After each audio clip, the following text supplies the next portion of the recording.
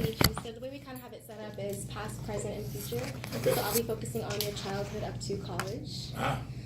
So first I just wanted to ask you, growing up, what values did your family instill in you that really shaped you? Ooh. Actually, early on, I can remember some of the basic things my grandmother would say is, treat people the way you want to be treated. It sounds cliche and all sorts, but it has resonated with me from 5 years old to now being 51. So I remember those things early on because I was raised mostly by the women in my family. My mother, my grandmother, all my aunts, and I had some uncles also in the picture. But, you know, work ethic and things of that nature. My mom always was a hard-working woman. My grandmother worked hard, and I remember from an early age they used to work at the laundry, and that was their job. That they all went and they carpooled, they'd come back. So when I graduated high school, that's when my grandmother stopped working. But from fifth grade, from I guess first grade up to high school, that's all I saw, them going to work every day, putting forth the effort, making sure they took care of the household. So those are the things that resonated with me as a young man when I was 5 years old. So when I turned 9, my grandmother bought me my first lawnmower. But that was my second business because when I think I was 7, 8, and I had a candy business. And I had a candy business at school. So I would go to school. Y'all don't know that the King Edward cigar boxes, you can flip them up and close them down, and then you can fill them up with pencils and things that y'all probably did. Y'all probably didn't do that either. But we used to fill them up with pencils and carry them to school. But I used to fill mine up with candy. They called Big Blows and Now Laters, and then I used to get the little Jack and Jill candies, and I used to get all that stuff and fill those up. And I would spend probably $2 on the box, you know, that I would save my allowance, and then I would go to school and sell it for 10. So I was like, man, I got $8. I can invest $2 more, and I can come out with another 10. So now by the time to school, so I was doing that probably up until the 5th grade, and then I got a call down to the principal office. And my mother was there, and my mother's a big girl. So my mom, she was like 6'2". And but she wasn't no small woman either, 6'2", down south. So she was like, "Come into the office. I've been called out here because this teacher said you're selling candy." I said, "Yes, and making a good profit." She said, "Well, what do you buy your own jeans and all this and that?" I said, "Yeah." So she got a little upset about that. But I said I had a lawnmower business at the same time. But and I'll never forget that my grandmother bought this $109 lawnmower from Pick and Save. Y'all don't know that either. That's an old school store. And a red lawnmower. I got it on a Friday, and I think I made $150 by Sunday with that lawnmower. And I bought me and my brother's clothes. And I had 2 brothers at the time, and then the third came along later. But I bought all of our school clothes for the rest of the time that I was in school. And that was give my mom some reprieve, and it was my first steps of entrepreneurship. Yeah. And that was when it started. It's amazing, very amazing. So when you reflect on that time, what is your fondest memories? Ooh, family time, really. It was a lot of family time because we had, my grandmother had 4 girls and 2 boys. So all of us would be able to go and stay over at my aunt's house, go stay at my cousin's house. So everybody would say your cousins, or whatever, but we're like brothers and sisters because that was an extension, a true extended family. Because on Friday, you can go over there and hang out all day long. You think you're going out of town, but you only went 10 miles. And now I look at it, I'm like, man, that was real close. But, you know, as a kid, you think you're going out of town, ride on the back of the pickup truck with no seat belts, all that stuff that you shouldn't do now. And I told my mom, we probably should have never made it this far in life. But the fact that we did, you know, it was pretty ingenious. But I learned a lot of family stuff. I was all about family. I'm big on family now. I've been with my wife for 31 years, and my daughter's 15. And I'm big on family. And that's what I learned a lot back then. Always take care of family. You don't have to like everybody in your family because you're not, but you gotta love them. So because you can't choose them. So that was something I learned a long time ago. Absolutely. So watching interviews and reading some articles about you, I know you're very deeply rooted in your faith. Has that always been something that has been a part of you even as a child? Not voluntarily. I'll say that. It wasn't voluntary. Now I go to church because I want to now because I've learned the faith, my faith in God on my own. And you have to as a young man or as a person in general for you to want to do it voluntarily.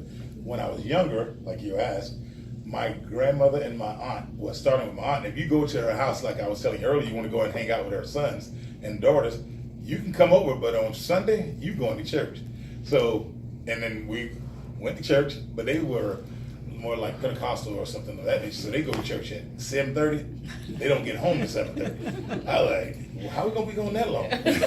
So you go to Bible studies, Sunday school, then you eat lunch, and then you go to regular church, and you never leave. So, and we play football in our church clothes, and then you go back and then you're ready for church again at the same location.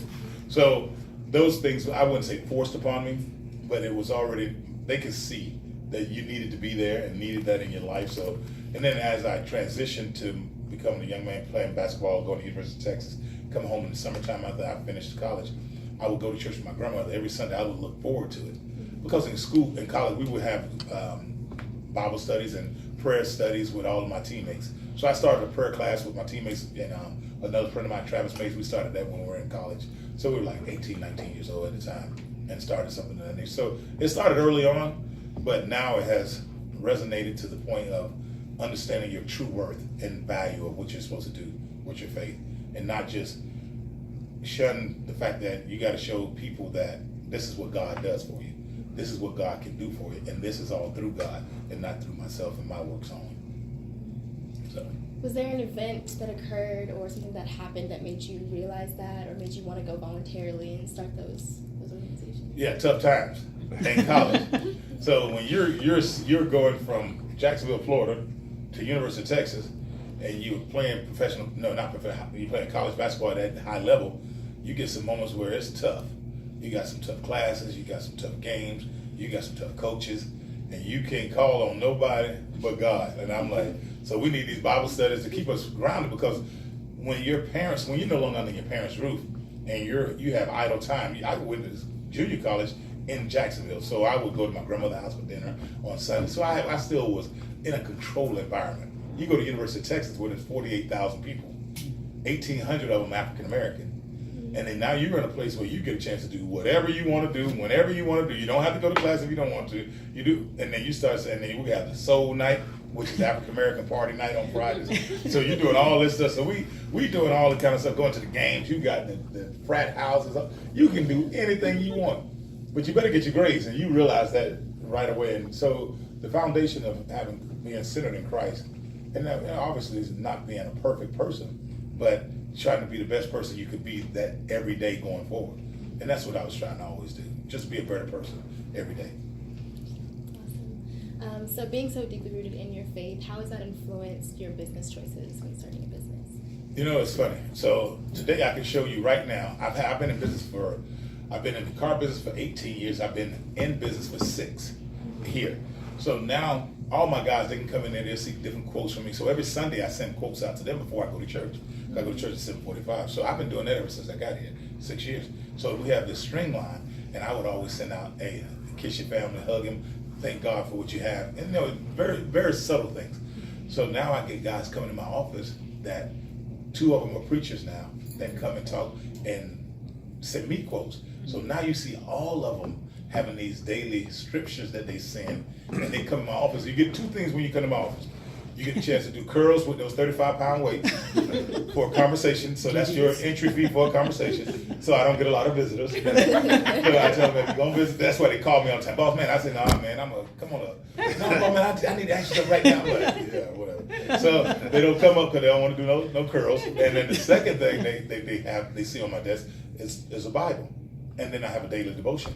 So then I'll let one of them sit there and they'll have something they're going through, and I'll open up, read Psalm 70, read Psalms 100, or something like that. So anytime I go to a school or something like that and they ask me to come and speak, and I went out to Buckeye and spoke, and one of the kids, there was a football team, and the kids are big old boys. So I said, man, there was like 120 kids there. And they said, well, man, we want to, be just like you, this and that, all the other stuff. All kids want to know what kind of car you got, all that stuff. Everybody want to know that. I said, but let me ask you something. How much do you know about the Bible? They were him and their home. So I said, who's the strongest in here? So they had a big old boy in the corner. So he get over there, Charlie, Big Charlie over there. I said, Big Charlie, now we're doing this in the weight room. I said, Big Charlie, this is what I'll do. If Big Charlie can outbench me, I'll give y'all $100 a piece. They said, and this was 100 of them in there, so $10,000. I said, but if Big Charlie can't beat me, I'll give y'all all $20, and y'all all have to read the book of John. One book of John, the book of John, all the way through. Oh, get him, Charlie, get him, Charlie, get him, Charlie. So they all geeked up on that $100. So now I'm looking at Charlie, I'm sizing him up now. I'm thinking, this boy might get me. and then they put that and said, now you got to start at $275. So that's all we're going to do. Who can do $275 the most? Oh, Charlie got under there and started struggling and shaking. I said, ooh, I got him, Charlie. And Charlie did one. I said, you can't touch the bar and hit Charlie, but go ahead, give him another one. Charlie, you got two, is that okay? And I took a towel and I did 8 of them. I said, now, y'all read the book of John, and get back with your coach, and I'll give him $20 in church. And the coach goes to my church. So I gave him $2,000 to give all his kids. And he gave him, but he came back and said they all read the book of John. And that was one. But my thing is, you have to carry that with you wherever you go. You can't just say you believe in this or that, but your faith has to follow you, and that's what has been the case, even in my business, in my professional and personal life. It has to continue to resonate because I didn't build this. This is not something I do. I didn't build the Heggs organization, the Heggs Auto Group. It just happens to be my name, but I'm facilitating it. Those works through God's, grace.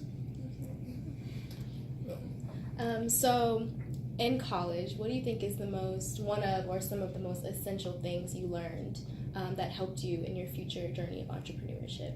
Don't follow everybody. Don't follow anybody. Not everybody. Don't follow anybody.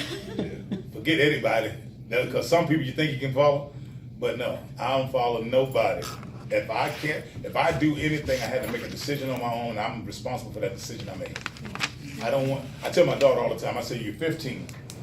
You can see these things on the news. I show her stuff on the news all the time. And then I sit her down and let her watch movies and things and documentaries and make sure she sits there and watches these things with me. And I actually heard what the Bill Cosby said, all these different things, the Me Too movement, all these things that are going on. I say, what is the one ingredient that you can say from all of that? She says, I don't know that. I said, if you don't go, you can't be part of it. If you're not at the party, you can't get drunk. They can't put nothing in your drink, right? If you don't want to get the power move or this man that's got the power and you don't go to his house, you can't be put in that position. If you don't go to that party and do all this, you can't be part of it. Follow your own journey. Do the things you want to do. Because if you're not there, it can't happen.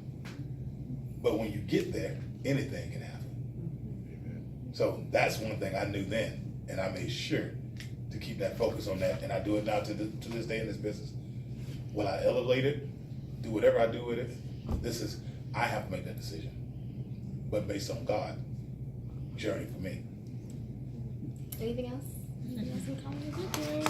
Because I'm sure some of the other stuff gonna come up in some of these other ones. I'll probably be able to give you some more information, insight. I tie it all in. If you can notice, I ramble about a lot of stuff, but I try to connect it with the time frame in which you need it. Okay, so my last question for you is, have you ever felt discouraged to follow your dreams as a young adult? And what advice would you give to someone going through the same thing? As a young adult, what age range are you speaking of? College. College. Yes. I felt discouraged as soon as I was finishing University of Texas and the draft was coming. And I had played great.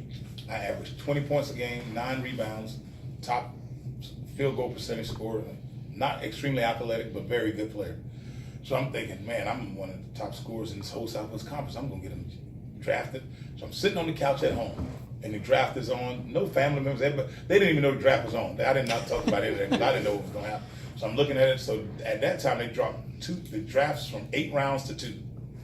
So my agent calls me, all the rounds going. He said, boy, if it was more rounds, you would have got drafted. I said, that's interesting. So what next? So I'm sitting there at my grandmother's house on that couch by myself, wondering what was the next step. Do you get a job? Do you keep playing? And what happens?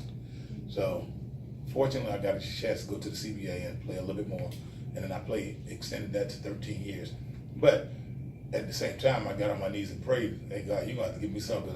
First of all, I want to go work at Coffee Time where my mom used to work. I want to go work there. I want to wash trucks and do all this. I have education, I can go and do something else. But at that time, that transitional phase, you don't know what you want to do. And it's even worse when you done played for 13 years. At that time, I only played college ball. Okay, if you didn't make it to the pros after that, so what? But after you done played pro ball for 13 years, that's where the true disappointment starts in. So that's where you see all these episodes of that guy don't have a job. What is this athlete doing? Broke. What is this? So you see all those. That was probably one of the most difficult times in my life. The transition between playing professional sports and what was going to be the next opportunity in life, because you don't know. And when you're sitting there on that bed, wondering, and you're like, what do I know how to do? You've never had a job. You don't know anything. You don't have a clue what job you're gonna get. So I got in the car business because that's the job I did when I was in college. I actually did that in the summer. So that's what drew me to this. So, What advice would you give to someone who's going through something like that or lost in that same situation? well, the good thing about it is it ain't never that bad. That's the first thing. It's never that bad. From stopping to not get to giving up, I tell anybody that as soon as you give up, you're the first loser. Because guess what? I have a picture of a guy in mine with an axe pick, and you've probably seen this. He's picking this axe, and he's knocking down these concrete walls, and on the other side of it is diamonds. But he's knocking, and then he gets tired and turn around and drag his ice pick away. The other guy is knocking through, and the diamonds start flowing to him. So my thing is, it's never that bad. And when you find yourself up against a barrier, figure out your best attribute and lean on that. One, count on God, and go towards what you do best. And that's what it is. Nothing more than that. You just have to, hey, that inner voice that you hear is the inner voice that you follow. But you have to always know, you got to be in control. The decision is yours. Always is. Nobody else's. No matter what the outside influence is, because that's all noise. That's all it is. Nothing but noise. Thank you so much. All right. Thank you. So I'm focusing on your present. Okay. And